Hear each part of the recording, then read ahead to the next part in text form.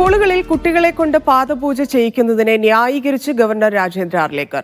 ഗുരുപൂജ നമ്മുടെ സംസ്കാരമാണ്, സംസ്കാരങ്ങളെ ബഹുമാനിക്കേണ്ടതുണ്ടെന്നും ബാലഗോകുലം 50ാമത് വാർഷിക സമ്മേളനത്തിൽ ഗവർണർ പറഞ്ഞു. ഗവർണറുടെ പരാമർശത്തിനെതിരെ KSU രംഗത്തെത്തി.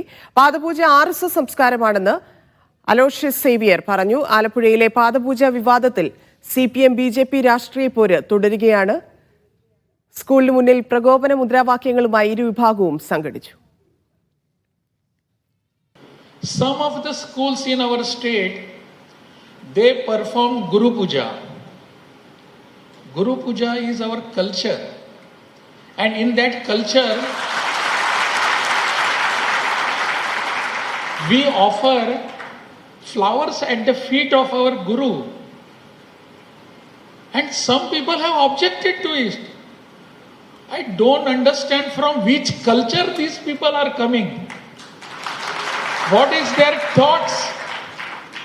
Some people are objecting to it. If we try to forget our culture, we will forget ourselves. We will be nowhere in this world. These people should understand this. I spoke to a top officer in the government. When I called him on phone, I am not giving a name of the officer. Today I told my ADC, just connect him. And I spoke to him. I wanted to speak something else to him. When I called him from other side on phone, the officer told me, "Pranam sir, pranam." What I replied to him, just take care. If you do pranam to me, you will be out of service after some days.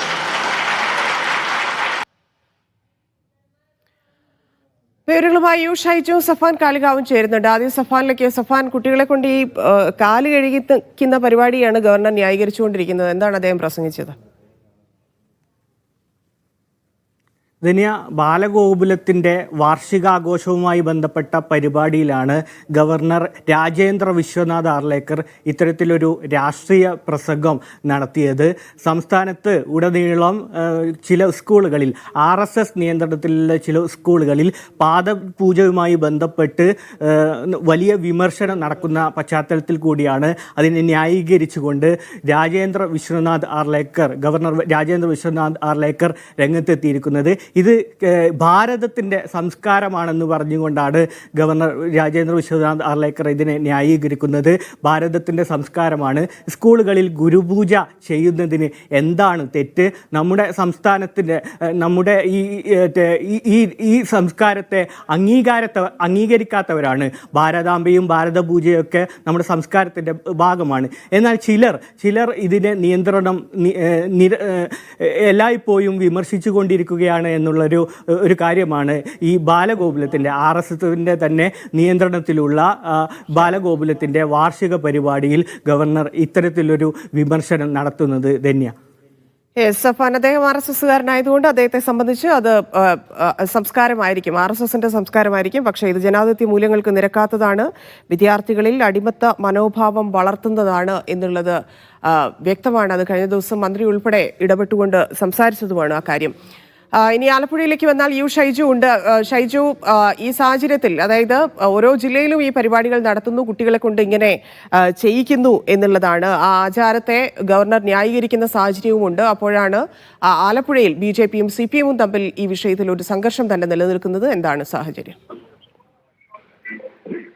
Dhanya, ആലപ്പുഴയിലെ വിദ്യാധിരാജ വിദ്യാപീഠം എന്ന school Sangh Parivar നടത്തുന്നു. അതുകൊണ്ട് തന്നെ അവിടെ ഇത്തരം പരിപാടികൾ നടത്തും എന്നൊരു മനോഭാവത്തിലാണ് BJPയും അവരുമായി സഹകരിക്കുന്ന മറ്റു ഇതര സംഘടനകളും മുന്നോട്ട് പോകുന്നത്. അതുകൊണ്ട് തന്നെ ഈ സംഭവം വിവാദമാക്കേണ്ടതില്ലെന്നും ഇത് ഭാരതത്തിന്റെ സംസ്കാരമാണ് എന്നൊരു വാദമാണ്. അത് ഉയർത്തിക്കൊണ്ടാണ് BJPയുടെ ജില്ലാ സെക്രട്ടറി പാദപൂജയ്ക്ക് വിധേയനാവുകയും ചെയ്തിരുന്നു. അദ്ദേഹവും അക്കാര്യം പറഞ്ഞതിനെ ന്യായീകരിക്കുകയും ചെയ്തിരുന്നു.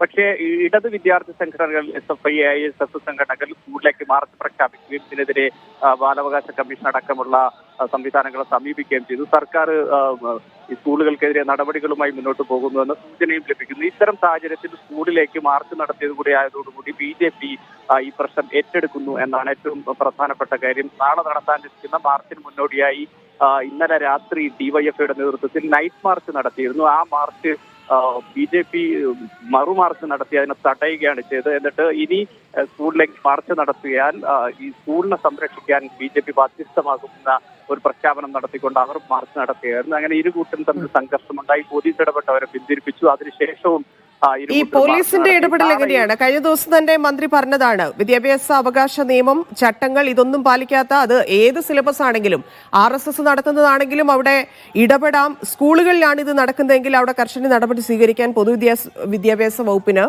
അധികാരമുണ്ട് എന്ന് മന്ത്രി വ്യക്തമാക്കിയ സാഹചര്യത്തിൽ പോലീസിന്റെ ഇടപെടൽ അവിടെ എന്താണ്?